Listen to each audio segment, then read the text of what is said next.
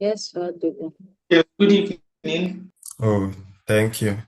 So it's 8:35. I think we can start. Okay. So firstly, I want to thank IB Nigeria for giving me the opportunity to run this session. Thank you. I do not take it for granted. Okay. My name is Ayotomiwa Fesojaye. I'm a business analyst at Access Bank PLC. I work on process automation, process improvement, process reengineering, and I also work on some digital transformation initiatives at the bank. Okay, so I'll be taking today's session on process analysis. So I know this class is filled with business analysts, senior business analysts, aspiring business analysts. So I want my plan for this session is to make it interactive, to make it practical and not so technical. You understand? So if you have a question, you can raise your hand and ask. You can drop it in the chat. And if I don't see your hand, you can just unmute to ask your question. So is that fine? Can just react if you can still hear me. So I proceed. Yes, you can. Oh, okay, thank you. Okay, so like I mentioned, I'll be taking us on process analysis, and the topic is from process analysis to gap analysis, how real business change happens.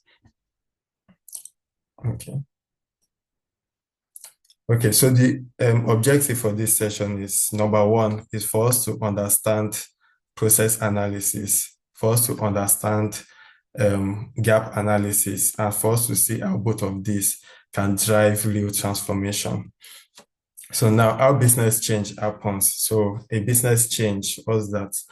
A business change is a response to a business need.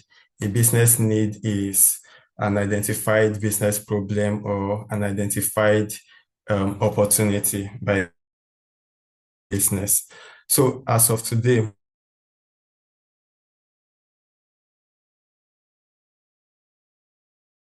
this issue, let's build a dashboard. We have this issue, let's automate, let's build an application, let's just do something. But strong BS, what we first do is that we try to understand the process first, then we define a better future state. We identify the gap between the current state and the future state. We define requirements, then we can now implement the solution. So we don't just jump into implementation of solutions. We first understand the problem, the process, or understand the opportunity. So that brings us to process analysis. So a process is a repeatable sequence of activities executed by one or more participants to achieve a business outcome. That's what a process is, basically, and in simple terms, a repeatable sequence of activities executed by one or more participants to achieve a business outcome. Simple. Then process analysis assesses how a process works today to determine its efficiency, to determine effectiveness, and to see opportunities for improvement. And this technique helps us to understand how work actually happens. And we can do that through document analysis, maybe gathering a business SOP, that's a standard operating procedure, or carrying a user guide, a user manual, just gathering document and looking through it and seeing the activities in that particular business process. We can also do through interview. We can understand how work happens through interview, or you get participants from a current process, you interview them to understand how the process actually works, what triggers the process, how does it end, are there any forms of delay in the process. Then we can also understand through observation. Maybe we visit a business unit. We sit with them for like a week. We observe them, how they carry out their normal business activities. Then process analysis can also help us identify inefficiencies, risk, bottlenecks, delays in a process. It can help us discover opportunities for improvements in an organization, in an enterprise. Then it also helps us to prepare for change or automation. So there are different methods. Okay, I said I will not get too technical, but let me just say this. There are different methods we can employ when performing process analysis. We have the Six Sigma, which talks about, okay, which speaks about, okay, Oluwaseun, is hand raised. Sorry, don't really understand this emoji. So is someone trying to ask a question? Or can I proceed?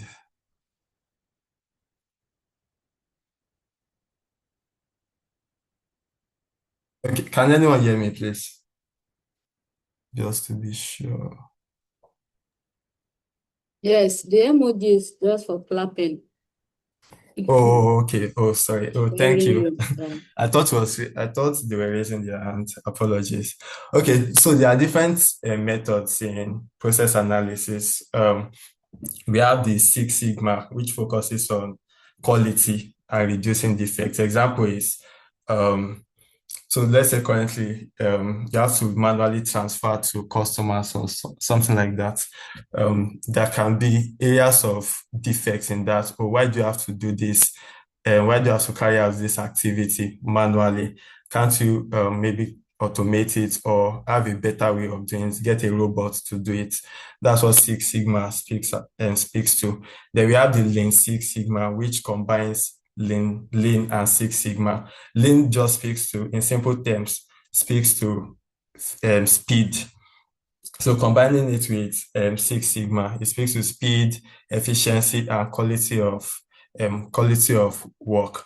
So instead of so let's say there are 10-hour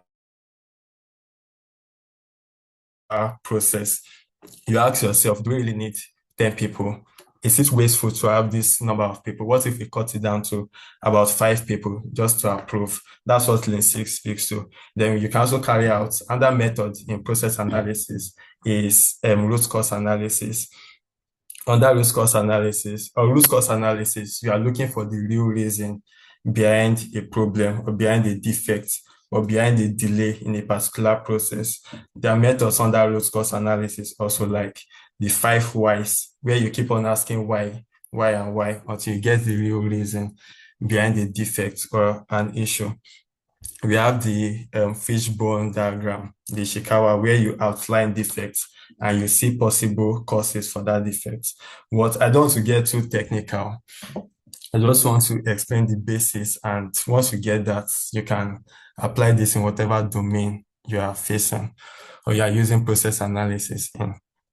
Then another thing to mention is process analysis is used in multiple tasks according to the Babok. You can use it when conducting elicitation. You can apply process analysis there. You're already looking at inefficiencies in a particular process. You can use it when you're analyzing current state. You understand? Okay, so let's move on. Okay. So let me introduce an example. So most of us here on the call, we've visited a branch before where we go to withdraw money from our account, a branch of a bank. So that money, sometimes it can get finished in the branch, and the branch manager has to request for additional cash. So now imagine a process in the bank where the branch manager, in order for him to request for cash, he has to write a memo. So he writes, branch A, we need 1 million naira in cash, denomination 500, 1,000 naira notes. So then after writing that memo, he now signs on the memo on the paper. Then he scans the paper into a PDF. Then he sends it as an email to the head office. The guy at the head office will download the documents from the email. Then he has to manually consolidate all the requests. So he writes, maybe in an Excel, he writes, oh, branch A request for 1 million naira, denomination 1,000 naira, 500 naira notes. So just looking at the process, you can see a lot of inefficiency without even expanding all the activities. And yeah, so he has to do this. And imagine this guy at the head office is doing this report for 10 branches or 100 branches or 1,000 branches, depending on the size of the bank.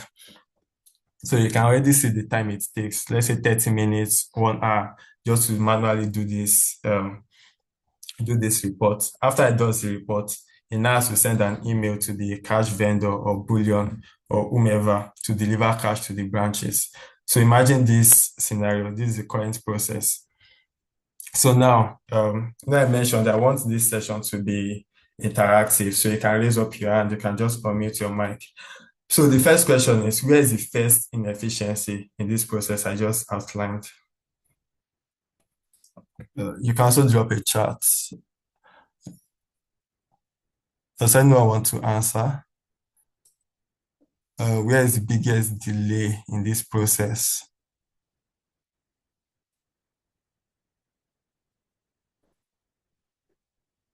Where is the biggest risk? Where could fraud happen in the process? Anyone? Or no one can see any inefficiency with the process? Okay, Yvonne, you can proceed. I think the risk starts even from the PDF document that is being sent and signed, so that it can be forged. How does the head office know that it's a genuine request? And also there are inefficiencies all along. If you have 100 branches, first of all, it would take you a lot of time to start drafting an email when you have a queue. And then at the head office also, when they have so many requests, to start to collate, and they may even make mistakes in the amount that the branches are asking for, and also sending the money to the wrong branch because of error. Yeah, perfect. So we can already see inefficiency just by outlining the process, different activities within this process. We can see inefficiencies. So Oluwaseun in the chat said manual preparation, correct? That's one of the inefficiencies in this process. Okay, so let me move on.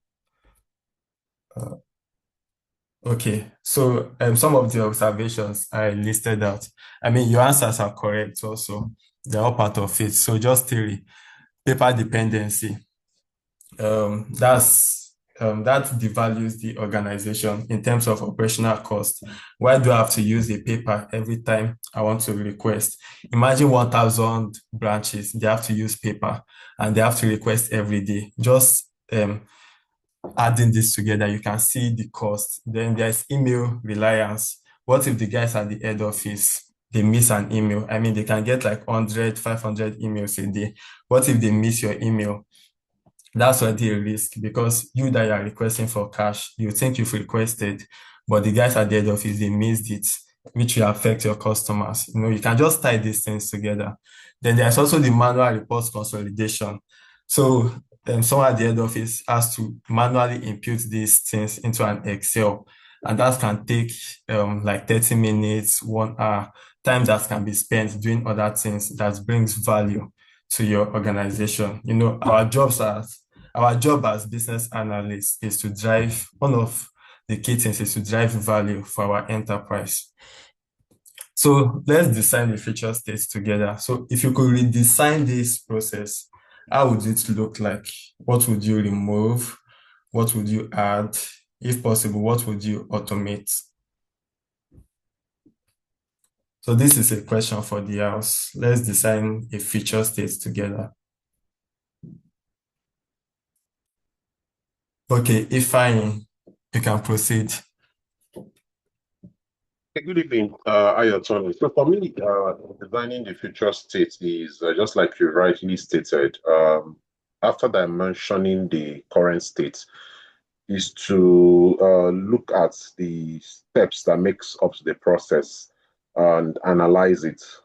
So I think that's where value process analysis starts. So just to ask questions to validate whether all the steps are value add steps, all the steps are necessary steps.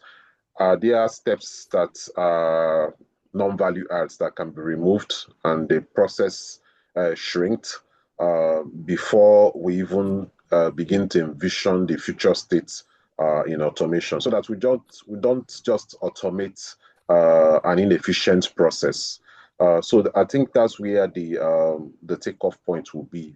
Automation is not just there to automate what is existing, but to automate a re-engineered process. So that's where process analysis, like you are telling us or teaching us, becomes very, very valuable. And that's why our work as business analysts becomes very valuable, to ask the right questions, to put the steps side by side, to find out whether there are ones that are not really necessary, that are causing delays, that if we remove. So assuming there are 10 steps to this, are those 10 steps necessary? Can we do with 6 or 7? And that would have shortened the process even before you bring in automation. So that by the time you bring in an automation, it now makes a whole lot of difference in terms of creating value for all the stakeholders. Thank you.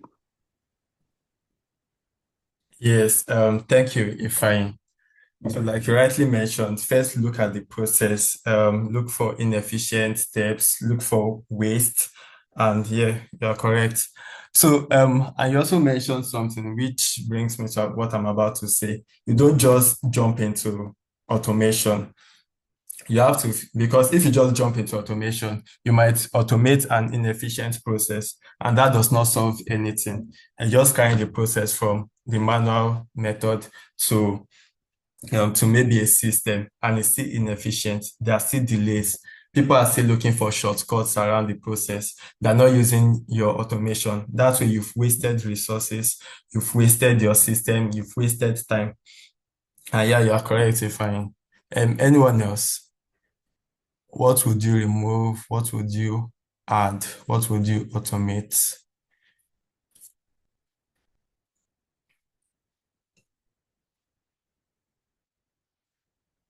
Okay, so moving on. Okay, so moving on, I just outlined the feature states. So instead of the manual process where you have to use paper and whatever, you can introduce a system where the branch manager logs into the system, they fill in a form.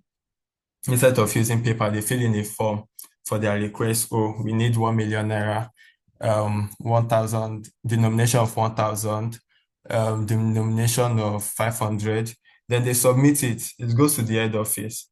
You can also ask yourself, does it even need to go to the head office? I mean, this is a question you can ask. But I mean, while also doing your process analysis and trying to improve processes, you have to factor in controls. Controls are there for a reason, to reduce risk and to reduce fraud.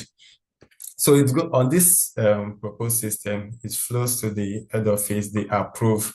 Upon approval, instead of manually consolidating reports by branch, upon approval, the system does the report itself. It automates the consolidation of the report. So instead of taking 30 minutes, 1 hour to manually do your reports, at the click of a button, let's say 5 seconds, 10 seconds, you have your reports consolidated. Then the system should also like maintain an audit trail. So that way, the branch manager does not need to manually sign on a paper. I mean, yeah. So moving on, improvements in the process. So some of the things we've removed is we've removed the use of paper, scanning, no more manual email routing, no more manual report consolidation, and now we can maintain full audit trail.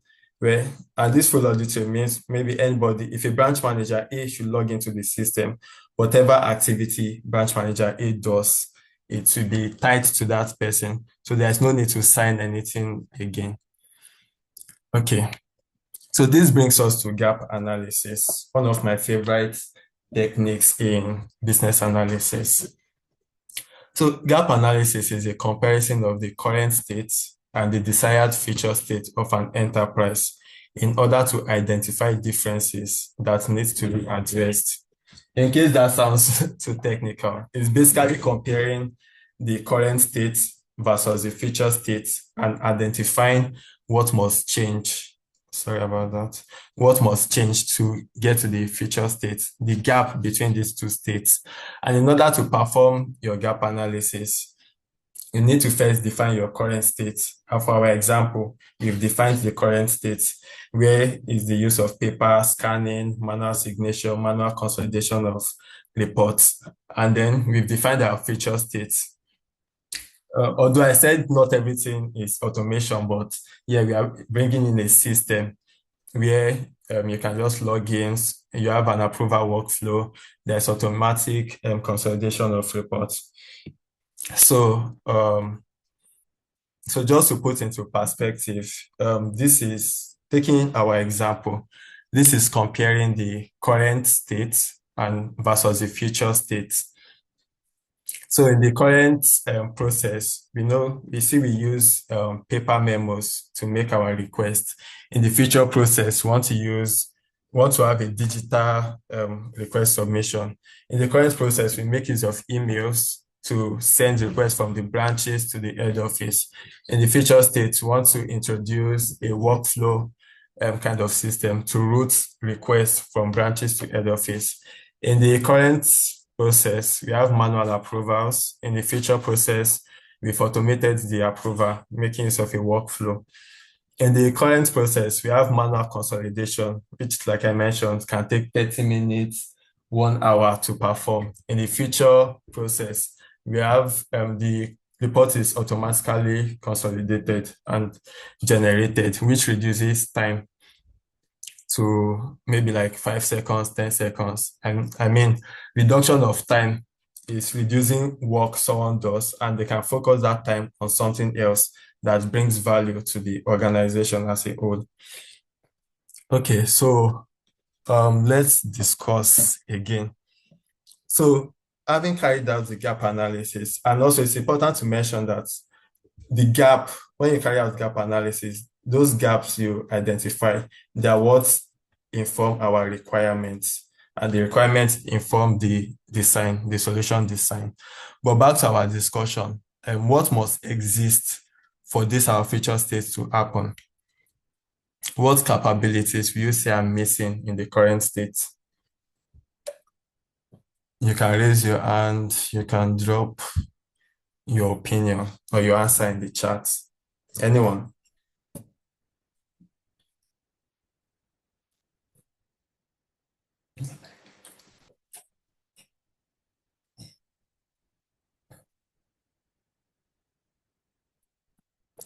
Okay.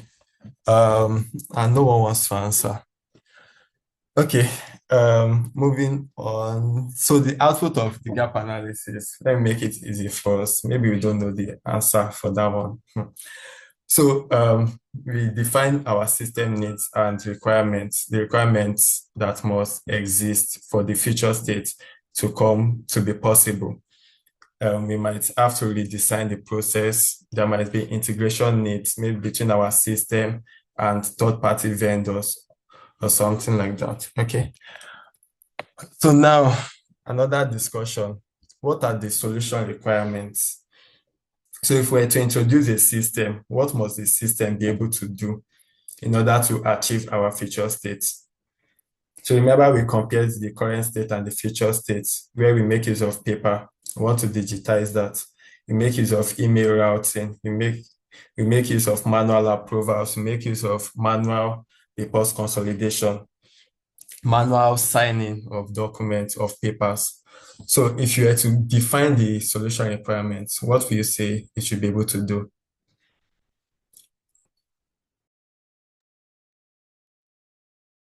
Okay, Yvonne, you have your hand raised. You can proceed. The system should be able to identify those who are eligible to request on the system, and also those authorized to approve. Okay, that's very nice. I mean, that reduces risk, it reduces fraud, it adds a layer of control to the system. So we are not just automating and introducing a method for fraud. That's nice. Any other one? Okay. Adenike said notify if conditions are met for a trigger. Okay, that's also a good one. Ifeanyi, you have your hand raised. You can proceed. So the solution requirements, or rather the solution components. So the envisioned solution will be based on some pillars. It will be based on what solves the problem in terms of what appeals to the stakeholders. That's number one. It will be based on the acceptable risk because remember that while you perform a gap analysis and you try to move from the current state to the future state, one of the critical components of change that you must consider in transiting from the current state to the future state, the concept of risk. And that varies across enterprises depending on their risk posture and risk appetite. Another thing that will also influence or impact solution requirements or solution components here becomes available technology. And so I will provide a little perspective to what all I've said. So in the envisioned solution, so we're trying to build a workflow, simple workflow that automates the manual process for cash requisitions. And so that simple workflow, it now depends on what technology is the end user or the customer willing to pay for, or what resources do they have to procure the necessary technology. I speak of that because you can just have a simple workflow for them to initiate a request, track the flow of requests till when it gets approved without any integration.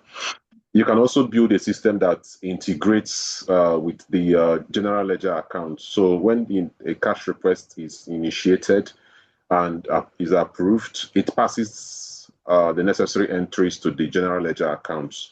You can even take it a step further and introduce some agentic AI or models into the system that now tracks and monitors the cash requisitions, such that over time is able to provide predictive analysis into the cash behavior or cash requisition behavior of the branches, thereby enabling them to plan and come up with a better model for cash management. So there's a wide range of what is possible.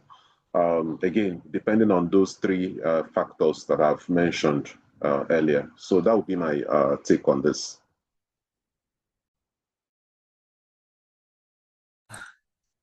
Yes, thank you, Fine. I mean, you even took it like a step further to introduce AI, predictive analysis. Yeah, thank you. I mean, you've said it all. Yvonne also has said it all, and you're all correct. So, to keep it simple, I just listed some examples of requirements of things the system should be able to do.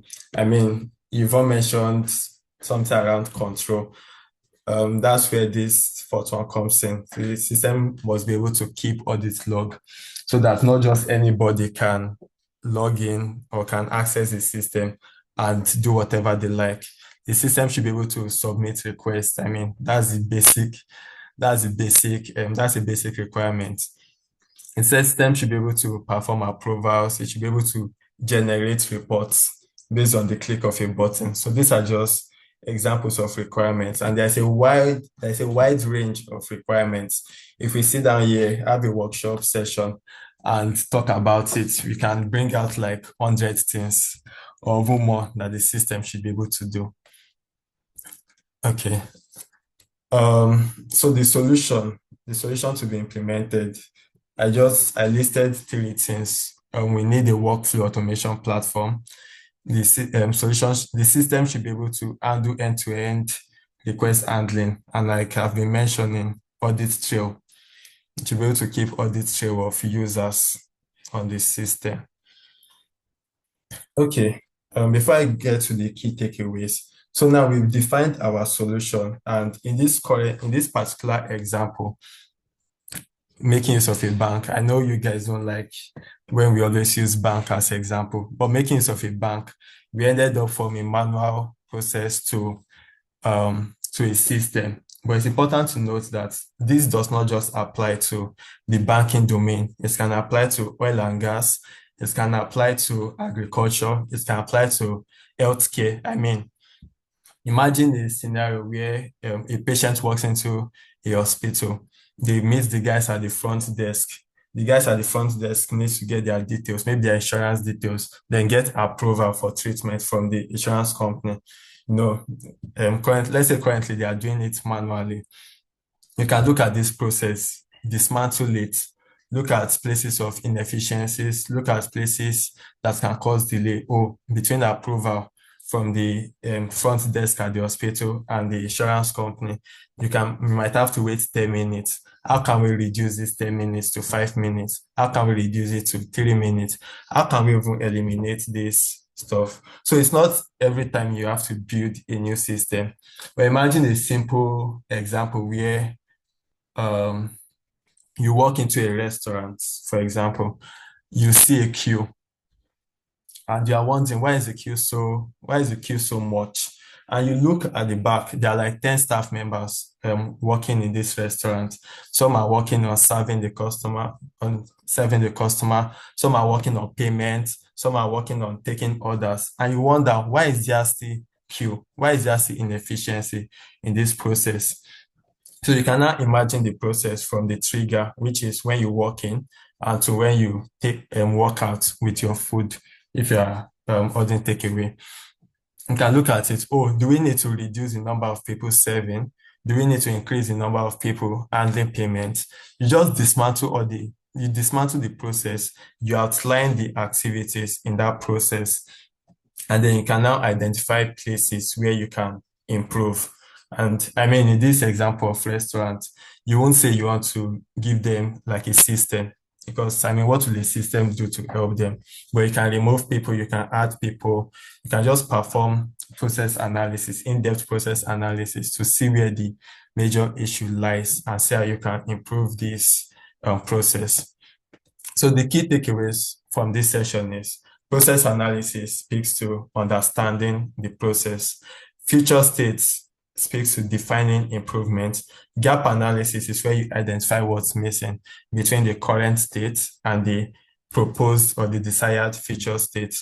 Then requirements informs what is to be built, and solution informs the implementation of the change. So is there any question? Any question, any comments? Because I have questions for you.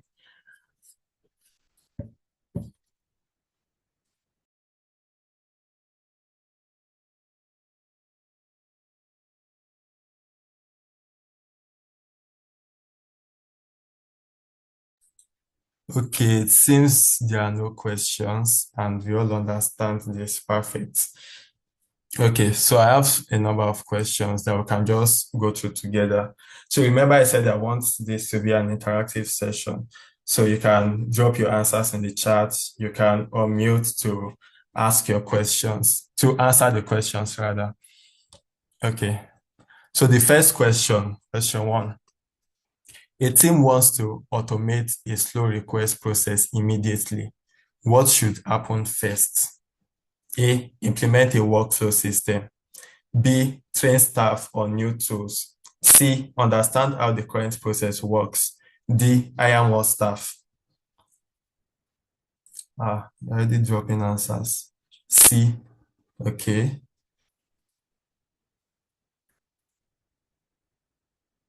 It seems we're all picking C. And that's the correct answer. So you first need to understand how the current process works, because you need to understand why is the request process slow? What exactly is making it slow? You don't just jump. I'm happy that nobody picked A, because you don't just jump to implement a workflow system, because that way you are just jumping to automation, and you might carry along the reason why that request process is slow.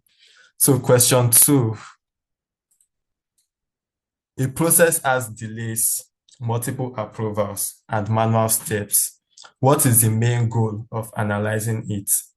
A, remove approvals. B, understand why it exists and where it slows down. C, build a system. D, reduce staff.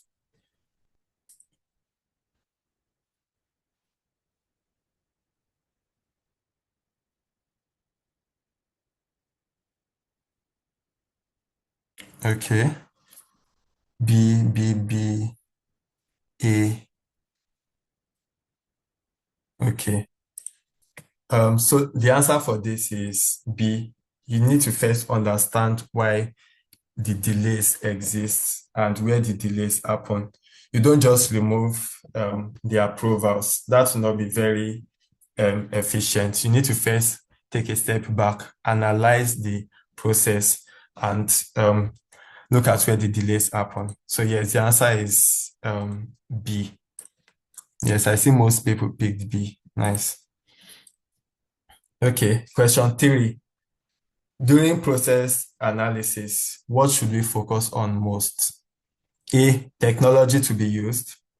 B, future dashboards. C, how work currently flows. D, budget approval. What should be your focus? C. It seems my questions are too easy. Okay, so most people pick C, and that is correct. You need to first understand how work currently flows. That's the first. That's what you should focus on in process analysis. So question 4, I think this one should be more difficult. Okay, which situation best represents a gap? A, staff resistance. B, manual process today versus automated feature process. C, a delayed approval. D, lack of training. Which situation best represents a gap?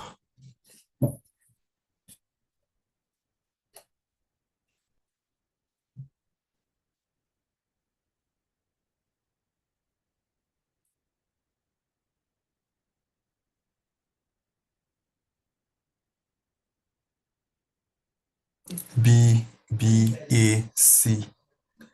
Okay, I see we are picking different answers here. Okay, Eneni, do you want to give your reason for why the answer is B? Or those that picked B, does anyone want to give the reason why it's B?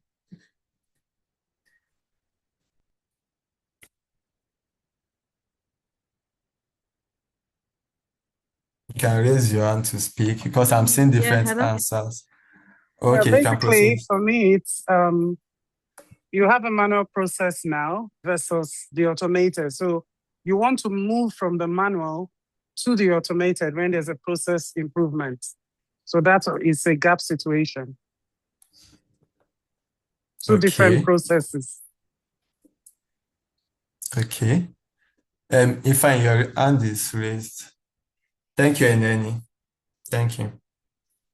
So Ayotomiwa, I completely align with Eneni. I mean, a gap is, in plain terms, is that there's a difference between where you are and where you want to be. That's the simplest way to understand a gap. So I want to be at point B, but currently I'm at point A. So the distance between where I'm supposed to be and where I'm currently at is the gap. So just that simple knowledge applied to the course or to the discourse is the only answer that fits is B, which is the gap between where the manual process, which is where they are currently, and the automated process, which is where they want to be.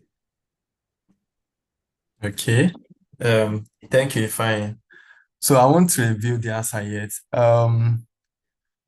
So some people picked B. Layo, you had your hand raised. Do you want to speak to why you picked B? Some people picked C also. Okay. Okay. Yes. So the reason why I picked B has already been explained. I picked B because a gap is defined as a difference between the current state and the desired future state. And most of the other options, A to me is not a gap. Sounds more like a challenge to me. And also, the others, they are not really gaps. They sound more like challenges, or they sound more like the cause of the gap. The only one that kind of fits the answer to the question is B. That's manual process today versus automated future process. Okay, thank you. Um, Paul, Paul Oyelaron. Sorry if I did not pronounce it well. Yes. Okay, Okay. you picked Yeah. C. So what actually happened from this question represent the gap. What is the gap that exists is that there is always a delay in the approval. And is the delay in the approval, why is there a delay? Maybe somebody lodged a complaint in the system that they always approve us my order. Let's see, because I work in FFCG, my order late. They'll be like, okay, why is there a delay in the approval? So that delay that exists is actually the gap. Okay, why is there a delay? Can that be, manual process is the reason why? Okay, then can I look at future automation around it? So the staff resistance now comes and say, okay, why is the automation now not working or not being implemented? Can be, our staff did not want to use it because they are used to their existing style of getting things done. Okay, why is staff resistance? Maybe lack of training. They were not properly trained. But what brought about before manual and process that a delay exists? That started the foundation of the root cause. Assuming that there is no a delay approval or something, there won't even be need for saying maybe want to automate the process because everybody is fine with the way things is. So that delay approval actually brought about how can we improve on it? What are the challenges that we might encounter when we are doing, which is this staff resistance, lack of training. Okay, how can we not get it better? Is the manual process versus automated future process. So if there is no delay approval, there will not actually be any of those three. So delay approval is the first, or let me say, best gap in that business process. Thank you.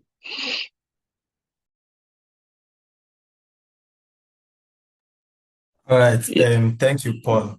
I mean, I enjoyed the I enjoyed the opinions of everyone, and I like the perspective or the point you address this from. So let me review the answer so we don't waste too much time here. Okay, so the answer is B. So you remember I mentioned gap analysis. If you remember correctly, in simple terms, gap analysis is where you compare the current process versus the desired future state. So the first option speaks to staff resistance. That does not represent the gap between these two. Staff resistance is something that can happen, or maybe when you've implemented a solution and or when you want to implement a solution and maybe the staff are thinking, oh, this system or this thing will take my job from me, or this thing will frustrate me, or it will make me change from my normal way of doing things. That's where you can experience staff approval. Then D, which speaks to lack of training. I mean, that's not really a gap. That speaks to change management and getting users and customers to adopt a new system in this context. So delayed approval. Well, I like your perspective, Paul, but that's not really the gap, because in order to even get to delayed approval, if you take a step back, why is the how do you know there's a delay in approval? Why does the delay in approval happen? Looking at the current state, is there a delayed approval? Maybe you are comparing it to some KPIs or benchmarking it, comparing to another process. Is there really a delay in approval? Okay, how do we want it to be? And option B speaks to manual process today versus automated future process. And that's exactly what gap analysis is about, comparing today versus tomorrow. I hope it's clear. Or do you want to comment, Paul? Yeah, it's clear. It's clear. Thanks so much. Thanks so much. Okay. Oh, Yvonne, you have your hand raised. You It's can not proceed. clear because it's like you said, it's not in all instances that you have to automate. That's why I didn't pick B. It represents a gap somewhat, but it's not in all instances that you must automate. So I was looking at delayed approval because clearly there's a gap there. If approval is being delayed, and we're also assuming that the approval, the process is manual, it may even already have been automated, and yet there's a delay, and something is causing the gap. That was my perspective, anyways. Oh, interesting. Yeah, I mean that's also a good perspective and a good angle to look at it. But then you are looking for the best answer and what best describes a gap. I mean, based on this context. Yeah. So thank you, Yvonne, and thank you everyone that answered. All right. So question 5. It seems that question 4 was very difficult and yeah, I like how there are multiple opinions.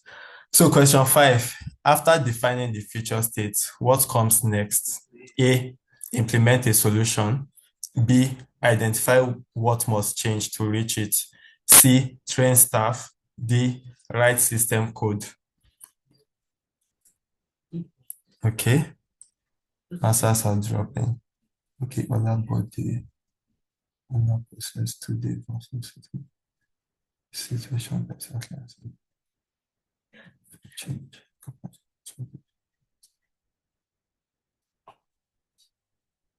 Perfect.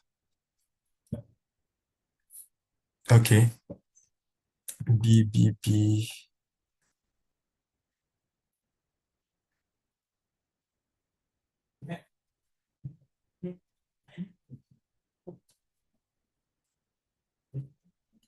Okay. Most people picked B. Oluwaseun said, what best describes gap analysis? Maybe the question should have been this for clear understanding. Yes, you are right, Oluwaseun. Thank you. So most people picked B. I guess there's no argument on this question. So the answer is B.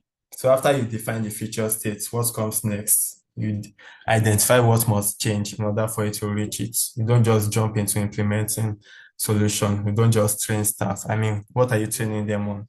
And you don't just jump into writing code, C#, Python. No. You first identify what must change in order to reach it. So question 6, where do requirements usually come from? A, gaps between current and future states. B, technology vendors. C, management strategic directives. D, complaints alone. Where do requirements usually come from?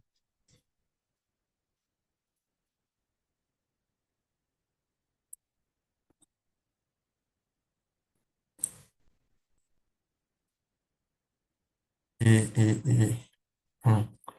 It seems this question is easy also.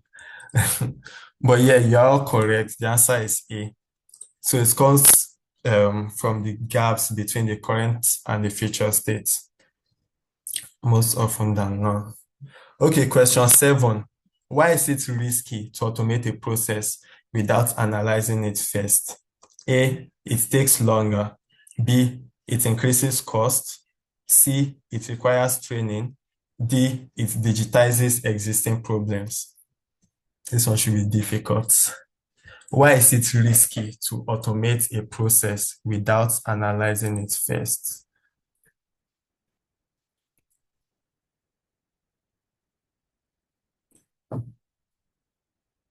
D. Okay. D. B. Okay. Thank God. We have multiple answers. B and D. So does anybody from team B want to explain why it's B?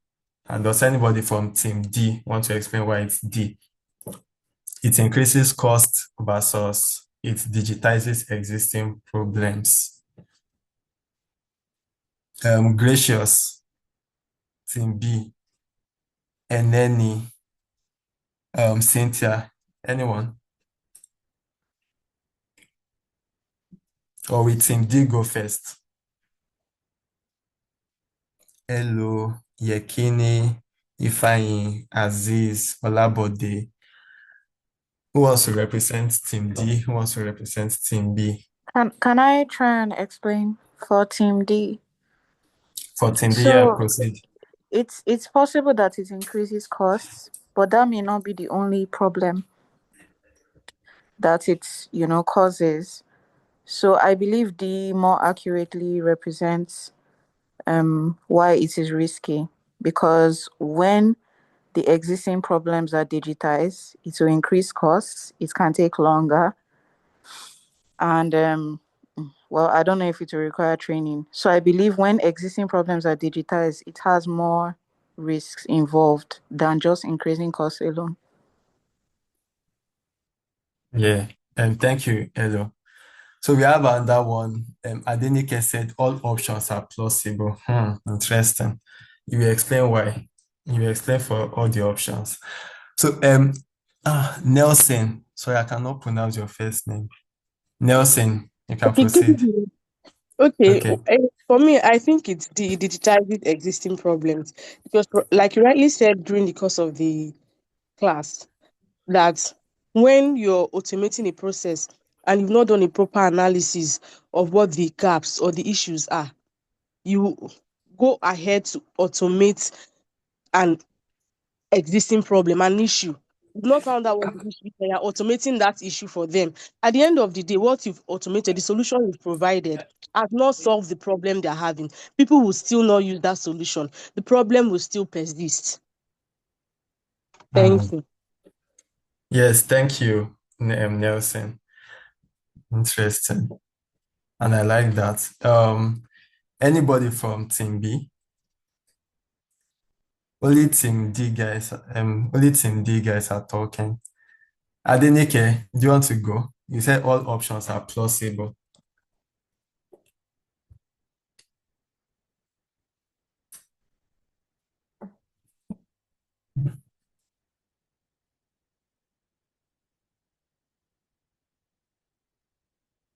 Okay. So the answer for this is the correct answer is D. And like Nelson explained, you are carrying, if you just jump into spoilers.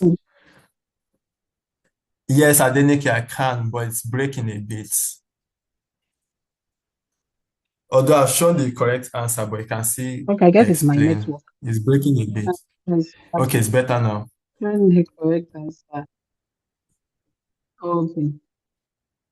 Oh, No, you can still explain okay. why all You have options shown are the plausible. correct answer, so I guess. But if we are to break it down, Mm-hmm. yeah, if we break it down, it will take longer. So I think when we say risky, it will take longer. It will increase the cost. It will require training, and it digitizes the existing problems. So to me, it will cost all the above. That's why I picked it. It will cost all the above if we don't analyze it first. Thank you. I like that. So, Because if we look at I think what is needed for project management, which is the scope, we look at the quality, we look at the cost. All of them are here. All of them are in the answers. I guess that's why I picked it. okay. I like that. Thank you, Adenike. Interesting perspective. So Olabode said D, it digitizes existing problems because automation does not fix a broken process, correct? It amplifies it. If you automate without proper analysis, inefficiencies become faster. Oh, inefficiencies become faster inefficiencies. Errors become automated errors. Bottlenecks become systemized bottlenecks. Poor control become embedded control. I like that. Thank you, Olabode. So question 8. Hopefully, okay. Question 8. A future process requires digital tracking and approvals, but the current one uses paper. What type of gap exists? A. Performance gap. B. Technology and process gap. C. Training gap. D. Communication gap. A future process requires digital tracking and approvals, but the current one uses paper. So current paper, future digital tracking. What type of gap exists? B, D, B, B. Nobody's picking D, communication gap. Okay, it seems we're all aligned on this. Thank you all. The answer is B. Okay. Question 9. Which statement best describes the relationship between gap analysis and requirements? Which statement best describes the relationship between gap analysis and requirements? A. Gap analysis happens after requirements. B. Requirements define the gap. C. They are unrelated. D. Gap analysis identifies what requirements should exist. Okay, let me check the answers. D.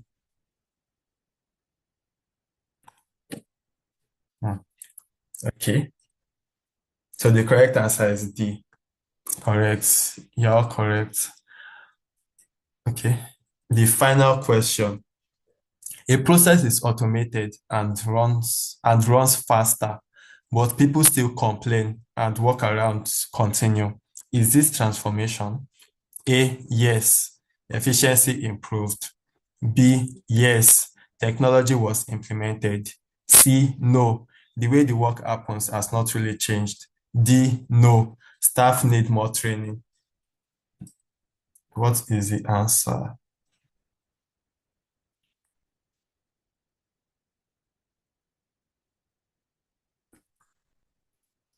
C. Everybody is picking no. But they've automated it and it runs faster. So why are you picking no? Does anybody want to speak to this? Anyone picking C? Hello, Abdul Ak. Sorry if I did not pronounce that correctly. Layo, Adenike, Eneni, Oluwaseun. Okay, we have some Ds. Nice. So we have Team C and we have Team D. So does anybody from Team C want to speak to why it's C and anybody from Team D? So Cynthia and Chinwe picked D. Oh, we have A also, Gracious. Yes, efficiency improved. Okay. So do you want to speak to that? Okay, Adenike, you can go on.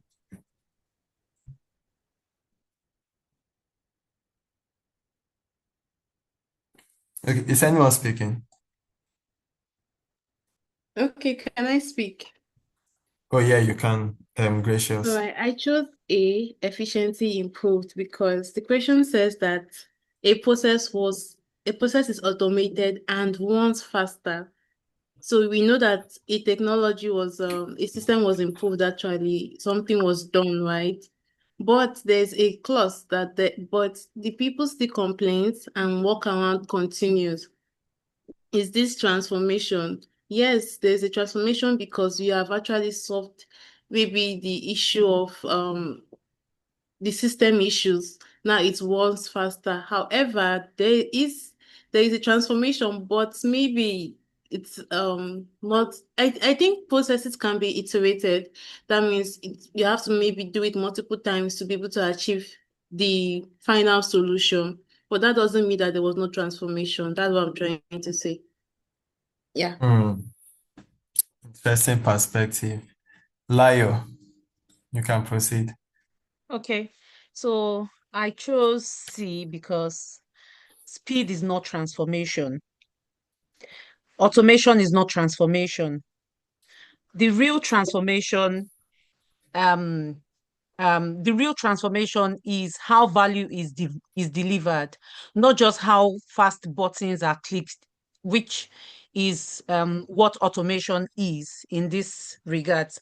But due to the fact that there's still complaints from the people who are meant to be using from the same people who are meant to be using the system, then it means that the underlying process and experience is still there. Is still, they are still broken, they are still not efficient. So I chose C because speed is not transformation for me. Automation is not transformation. The only time I would say there's a transformation if there is a structured change. Thank you. Thank you, Layo. Interesting. So Elo mentioned the solution has not been adopted, so it's not an effective solution. I think Elo picked C. Okay. Abdul Ak said, personally, the process is efficient, but transformation to me does not only mean efficiency, but is inclusive of the way the work is being done. Correct. Adenike said, a change that doesn't, I think this is doesn't, a change that doesn't add value is not a solution that meets the stakeholders' need in this context, which is also correct. So before I show the correct answer, it's important to, like Layo has said, it's important to understand what transformation is. So transformation is not just about speed. It's not just about automating a process. I mean, given this scenario, people still complain. There are still workarounds. So imagine you've built a whole system and people are ignoring it and using other ways to achieve a goal or an output. You can't really tag that as transformation. So transformation, to me, if I was to put it in simple terms, it's not just about improving process, but doing things in a new and smarter way. And like Lai also mentioned, that brings value to the stakeholders, to the enterprise as a whole. And then he mentioned problem has been digitized, no value added. Correct. So the correct answer for this is C. No transformation yet. Okay. There's a comment. Okay, Olabode also picked C. As a business analyst, you distinguish between automation/digitization, doing the same thing faster with technology. I'm not sure I really understand this. Fundamentally changing how value is delivered. Okay. Thank you, Olabode. And thank you, everyone. So a final message is automation is not transformation. Understanding the process first is what creates real change.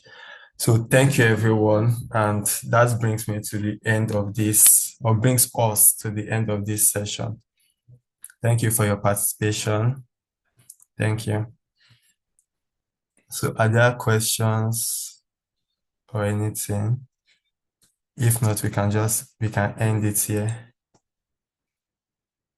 Okay.